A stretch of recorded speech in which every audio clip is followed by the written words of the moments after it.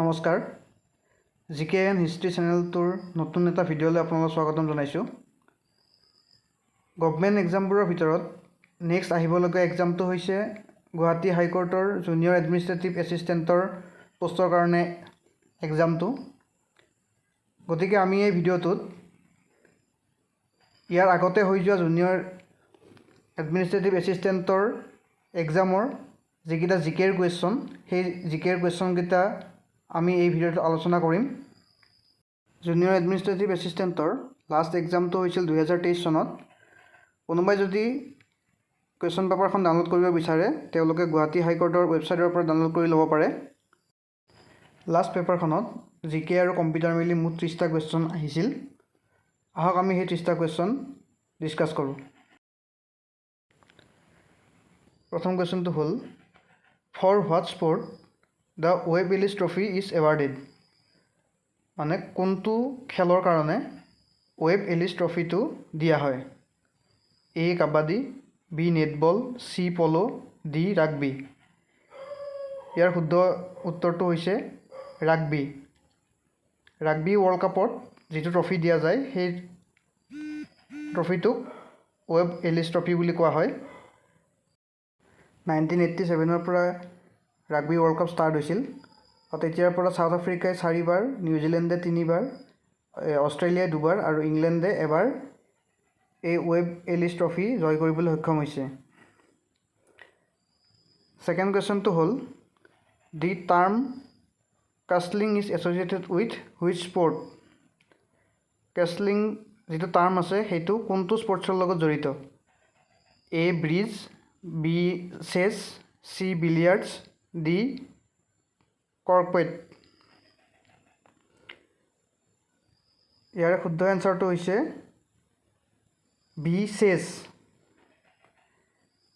ইয়াৰে যিটো কেষ্টলিং হয়, কেষ্টলিংটো হ'ল এটা স্পেচিয়েল মুভ এটা হয় য'ত প্লেয়াৰে অকল এবাৰে ইউজ কৰিব পাৰে, য'ত দুটা গুটি একেলগে এবাৰত মুভ কৰিব পাৰে।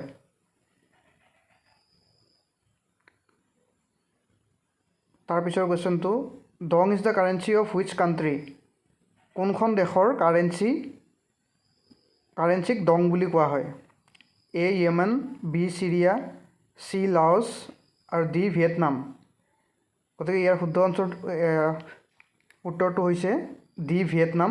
ভিয়েটনামৰ কাৰেঞ্চিক ডং বুলি কোৱা হয়। আৰু তাৰ লগতে য়েমেনৰ যিটো কাৰেঞ্চি তাক কোৱা হয় য়েমেনী ৰিয়েল। চিৰিয়াৰ কাৰেঞ্চিক কোৱা হয় চিৰিয়ান পাউণ্ড। আৰু লাওছৰ যিটো কাৰেঞ্চি, লাওছৰ কাৰেঞ্চিক কোৱা হয় Laotian kip. The national anthem of which country is called. Which country is Biladi Biladi Biladi. কোনখন দেশৰ নেশ্যনেল এন্থমটোক বিলাদী বিলাদী বিলাদী বুলি কোৱা হয়? এ Egypt, B Estonia, C Kuwait আৰু ডি তানজানিয়া। ইয়াৰ এনচাৰটো হৈছে ইজিপ্ট। ইজিপ্তৰ নেশ্যনেল এন্থমটোক বিলাদী বিলাদী বিলাদী বুলি কোৱা হয়। ইয়াৰ বিলাদী শব্দৰ অৰ্থটো হৈছে মাই কাণ্ট্ৰি। ঠিক তেনেকৈ এষ্টনিয়াৰ নেশ্যনেল এন্থমটোক কোৱা হয় মু ইছামা বুলি। কুৱেইটৰটো কোৱা হয় আল নাছিদ আল ৱাটানী আৰু তানজানিয়াৰটো কোৱা হয় মুংগু ইবাৰিকি আফ্ৰিকা। তাৰপিছৰ কুৱেশ্যনটো হ'ল Sejm is the parliament of which country. কোনখন দেশৰ পাৰ্লিয়ামেণ্টটোক চেজিম বুলি কোৱা হয়? নেদাৰলেণ্ড, ৰোমানিয়া, পোলেণ্ড আৰু নৰৱে। ইয়াৰ এনচাৰটো হৈছে পোলেণ্ড। পোলেণ্ডৰ পাৰ্লিয়ামেণ্টটোক চেজিম বুলি কোৱা হয়। ঠিক তেনেদৰে নেদাৰলেণ্ডৰ যিটো পাৰ্লিয়ামেণ্ট সেইটোক কোৱা হয় ষ্টেটছ জেনেৰেল বুলি। ৰোমানিয়াৰটো কোৱা হয় পাৰ্টামিচুৱেল ৰোমানিচি আৰু নৰৱেৰ যিটো পাৰ্লিয়ামেণ্ট সেইটোক কোৱা হয় ষ্টৰ্টিং বুলি। Services under the Union and the state are dealt under which part of the Constitution of India? মানে কেন্দ্ৰীয় শাসিত আৰু ৰাজ্যসমূহৰ অধীনত সেৱাসমূহ ভাৰতৰ সংবিধানৰ কোনটো অংশৰ অধীনত ব্যৱহাৰ কৰা হয়? ইয়াৰ এনচাৰটো হ'ল C14।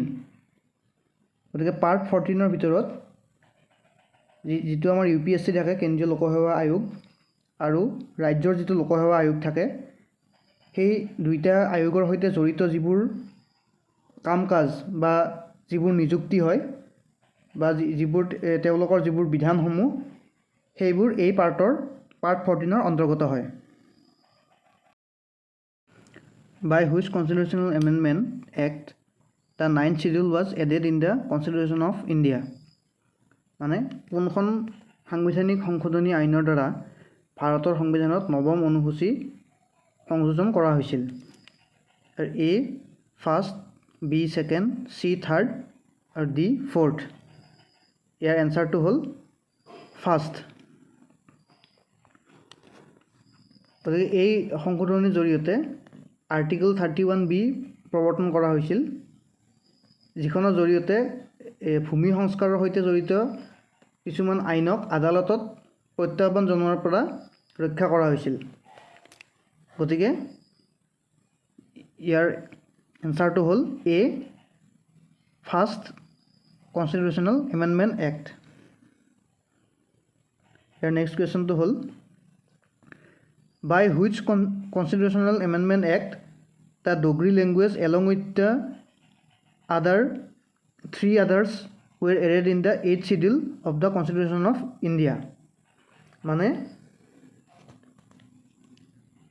কোনখন সাংবিধানিক সংশোধনী আইনৰ দ্বাৰা ডগৰী ভাষাৰ লগতে আন তিনিটা ভাষা সংবিধানৰ 8ম অনুসূচীত সংযোজন কৰা হৈছিল? ইয়াত ডগৰীৰ লগত আৰু তিনিটা ভাষা হ'ল, এটা হ'ল বড়ো, এটা মেথেলি আৰু এটা হ'ল সান্থালী। এই তিনিটা ভাষা 8th শিডিউলত অন্তৰ্গত কৰা হৈছিল আৰু ইয়াৰ এনচাৰটো হৈছে 92 এমেণ্ডমেণ্ট এক্ট। 92তম এমেণ্ডমেণ্ট এক্টৰ জৰিয়তে এই তিনিটা ভাষা 8th শিডিউলত অন্তৰ্ভুক্ত কৰা হৈছিল। নাকি is a fresh water lake. It is situated in which Indian state?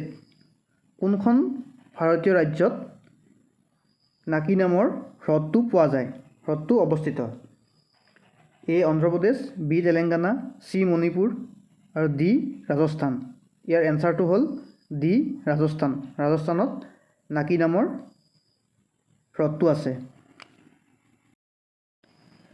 Which Mughal emperor is also known as জিন্দা পীৰ? কোনজন মোগলৰ শাসক জিন্দা পীৰ নামে জনাজাত আছিল? জিন্দা পীৰ মানে হ'ল লিভিং চেইণ্ট বা জীৱিত সন্ত। সন্ত মানে সন্ত মহাপুৰুষ। A Akbar, B Aurangzeb, C Shah Jahan আৰু D বাহাদুৰ শ্বাহ জাফৰ। ইয়াৰ এনচাৰটো হ'ল B ঔৰংজেব। ঔৰংজেবক জিন্দা পীৰ বুলি কোৱা হৈছিল। ইয়াৰ উপৰিও ঔৰংজেবক আলমগীৰ বুলিও কোৱা হৈছিল। নেক্সট কুৱেশ্যনটো চাই লওঁ। Tharman Shanmugaratnam is the present president of. Tharman Shanmugaratnam কোনখন দেশৰ ৰাষ্ট্ৰপতি? A Mauritius, B Maldives, C Singapore, D Indonesia. গতিকে ইয়াৰ শুদ্ধ উত্তৰটো হ'ল C ছিংগাপুৰ। তেওঁ 2023 চনৰ পৰা ছিংগাপুৰৰ ৰাষ্ট্ৰপতি হৈ আছে। নেক্সট কুৱেশ্যনটো হ'ল the incumbent chief justice of India honourable doctor justice DY Chandrachud will demit office on November 10, 2024. Going by the rule of seniority, who is expected to succeed him? মানে ইণ্ডিয়াৰ চিফ জাষ্টিছ DY চন্দ্ৰচূড় তেওঁৰ কাৰ্যকাল শেষ হ'ব 10 নৱেম্বৰ 2024। গতিকে ছিনিয়ৰিটি হিচাপত তেওঁৰ পাছত কোন চিফ জাষ্টিছ হ'ব? গতিকে এইটো কুৱেশ্যন যিহেতু 2023ত আহিছিলে, গতিকে তেওঁৰ পাছত DY চন্দ্ৰচূড়ৰ পাছত সঞ্জীৱ খান্না ভাৰতৰ 51তম চিফ জাষ্টিছ হৈছিলে। তেওঁ 11 নৱেম্বৰ 2024 পৰা 13 মে 2025 তেওঁ চিফ জাষ্টিছ অফ ইণ্ডিয়া হিচাপে কৰ্মৰত আছিলে আৰু তেওঁৰ পাছত বৰ্তমান ভূষণ ৰামকৃষ্ণ গাভাই তেওঁ ভাৰতৰ 52তম চিফ জাষ্টিছ তেওঁ 14 মে 2025 পৰা এতিয়ালৈকে চিফ জাষ্টিছ হিচাপে কৰ্মৰত হৈ আছে who served as the first chief justice of Assam High Court Assam হাইকোৰ্টৰ প্ৰথমজন চিফ জাষ্টিছ কোন আছিল A justice TV. Thandani B justice sir RF. Lodge C justice Sarjoo Prasad আৰু ডি জাষ্টিছ চি.পি. সিনহা ইয়াৰে শুদ্ধ এনচাৰটো হ'ল sir RF. Lodge answer B তেওঁ 5 এপ্ৰিল 1948 পৰা 7 এপ্ৰিল 1949 অসমৰ চিফ জাষ্টিছ হিচাপে কৰ্মৰত আছিল Who amongst the following bears the distinction of being the only non-lawyer and only officer of the Indian Civil Service to serve as the Chief Justice of India মানে ভাৰতৰ প্ৰথম আৰু একমাত্ৰ কোনজন চিফ জাষ্টিছ আছিল যিজন লয়াৰ নাছিল তেওঁ ইণ্ডিয়ান চিভিল ছাৰ্ভিচৰ এজন অফিচাৰ আছিল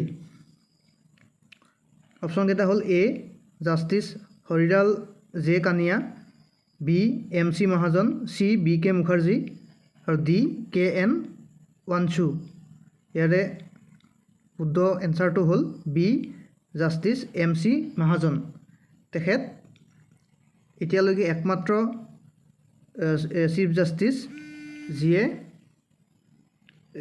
যিজন লয়াৰ বেকগ্ৰাউণ্ডৰ নহয় তেওঁ ইণ্ডিয়ান চিভিল ছাৰ্ভিচৰ এজন অফিচাৰ আছিল the popular quotation the fools rush in where angels fear to tread is attributed to whom এই যিটো উক্তি আছে for fools rush in where angels fear to tread এইটো কাৰ উক্তি হয় A Alexander Pope B Thomas Gray C Alfred Tennyson আৰু D Henry James ইয়াৰ এনচাৰটো হ'ল A Alexander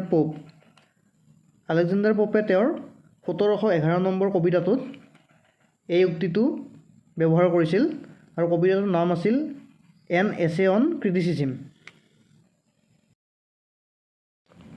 MS Word is an example of this MS Wordটো কি হয় A an operating system B an application software C a processing device আৰু D an input device ইয়াৰ এনচাৰটো হ'ল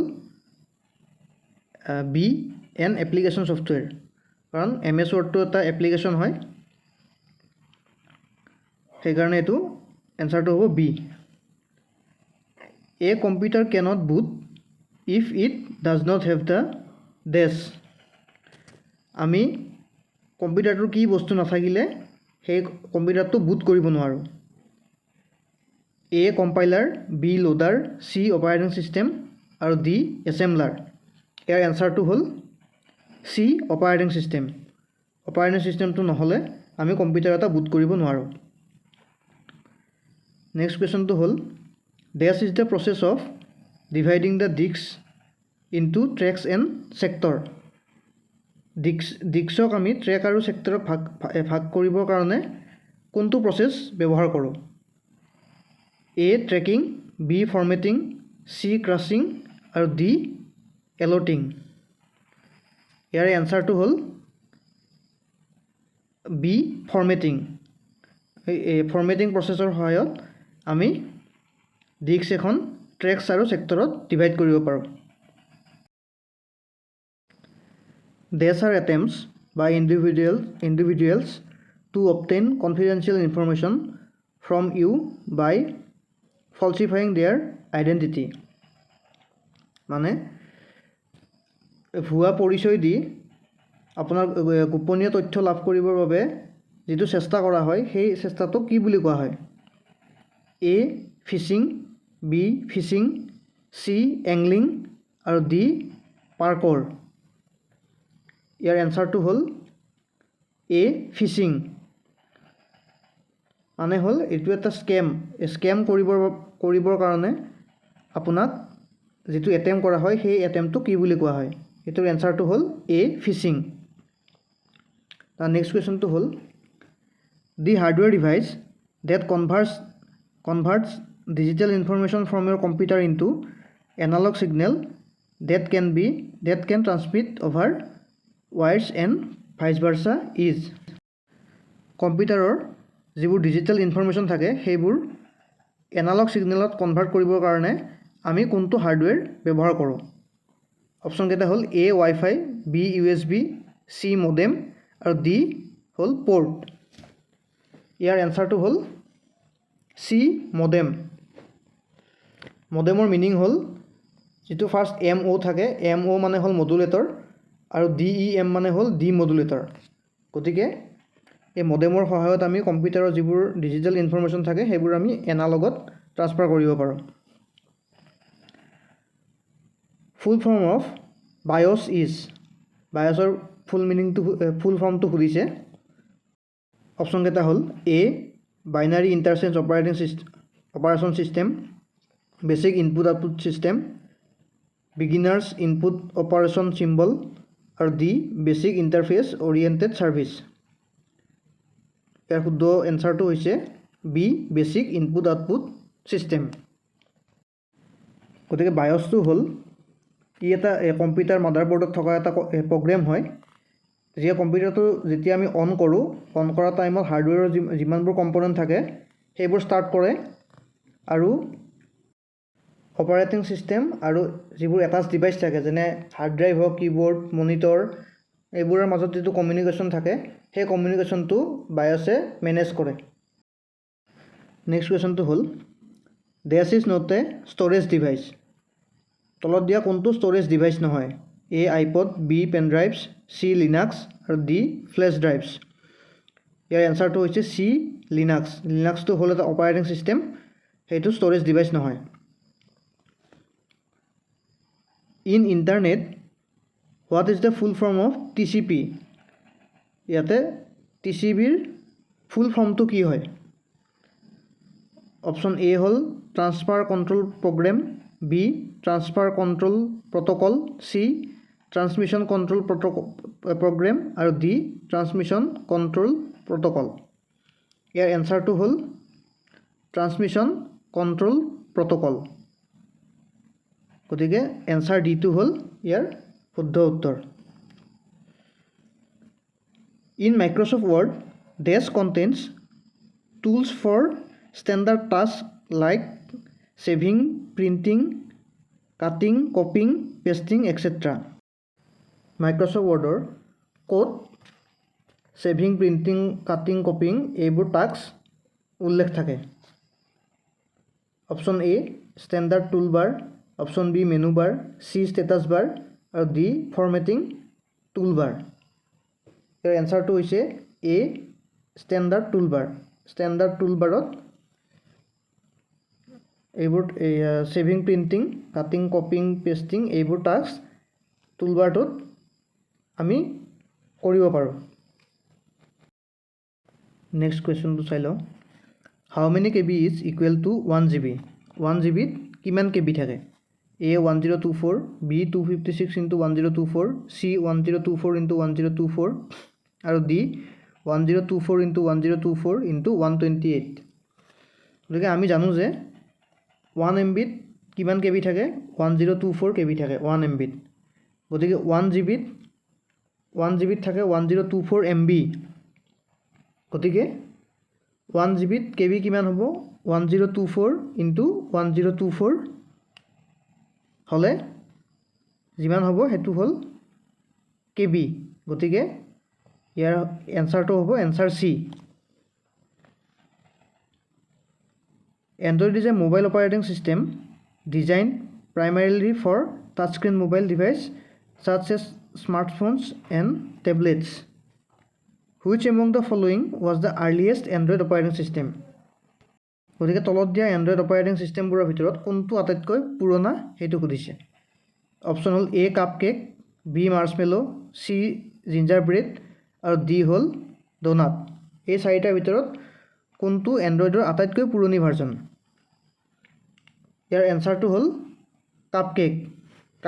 কাপকেকটো আটাইতকৈ পুৰণি ভাৰ্জন এণ্ড্ৰইডৰ। কিন্তু যিটো ডোনাট আছে ডোনাটটো কাপকেকতকৈও পুৰণি হয়। এণ্ড্ৰইড ভাৰ্জন কাপকেকতকৈ পুৰণি হয়, কিন্তু ডোনাটটো পাব্লিকেলি এভেইলেবল নাছিল। কাপকেকৰ পিছত সেইটো এভেইলেবল হৈছে, সেইকাৰণে ইয়াৰ এনচাৰ হ'ব A cupcake. Which among the following is not a basic function of a computer? তলত দিয়া অপশ্যনকেইটাৰ ভিতৰত কোনটো কম্পিউটাৰৰ বেছিক ফাংচন নহয়? A accept input, B process data, C copy paste আৰু ডি ষ্ট'ৰ ডাটা 77।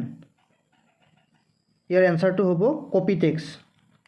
কপি টেক্সটটো কম্পিউটাৰৰ বেছিক ফাংচন নহয়, কাৰণ এইটো এটা বেছিকেলি ছফ্টৱেৰ ড্ৰিভেন টাস্ক হয়।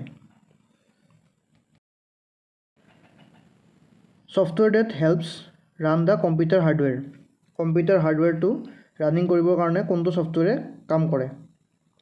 অপশ্যনবোৰ হ'ল A proprietary software, B system software, C beta software আৰু D none of the এভভ।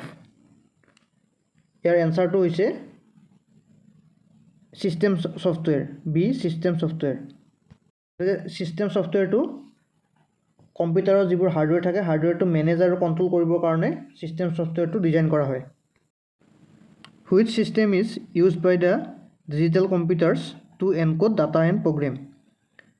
Data আৰু প্ৰগ্ৰেমবোৰ এনক'ড কৰিবৰ কাৰণে ডিজিটেল কম্পিউটাৰবোৰত কোনটো ছিষ্টেম ব্যৱহাৰ কৰা হয়? এ বাইনাৰী, বি ডেচিমেল, চি অক্টেল আৰু ডি হেক্সাডেচিমেল। ইয়াৰ এনচাৰটো হ'ল এ বাইনাৰী। এই বাইনাৰী ছিষ্টেমটো ব্যৱহাৰ কৰা হয় কম্পিউটাৰটোৰ ডাটা এনক'ডিং আৰু প্ৰগ্ৰেম এনক'ড কৰিবৰ কাৰণে। এই বাইনাৰী মানে হ'ল 1 আৰু 0। ইয়াৰে 1টো হ'ল অন কৰা অন আৰু 0 মানে হ'ল অফ। এই বাইনাৰী 1 আৰু 0তে গোটেই যিবোৰ প্ৰগ্ৰেম হয় কম্পিউটাৰৰ সেই প্ৰগ্ৰেমবোৰ চালিত হয়। Next question. In Microsoft Excel the this function return the largest value among the values passed and arguments. Microsoft এক্সেলৰ কোনটো ফাংচনৰ জৰিয়তে আমি এখন টেবুলৰ পৰা তাৰ লাৰ্জেষ্ট ভেলুটো পাব পাৰোঁ? অপশ্যনবোৰ হ'ল এ হাইয়েষ্ট, বি মোৰ, চি মেক্স আৰু ডি হাই। গতিকে ইয়াৰ এনচাৰটো হ'ল চি মেক্স। গতিকে মাইক্ৰ'ছফ্ট এক্সেলত আমি মেক্স ফাংচনটোৰ জৰিয়তে আমি ইয়াৰ লাৰ্জেষ্ট ভেলুটো যিকোনো এখন টেবুলৰ পৰা পাব পাৰোঁ।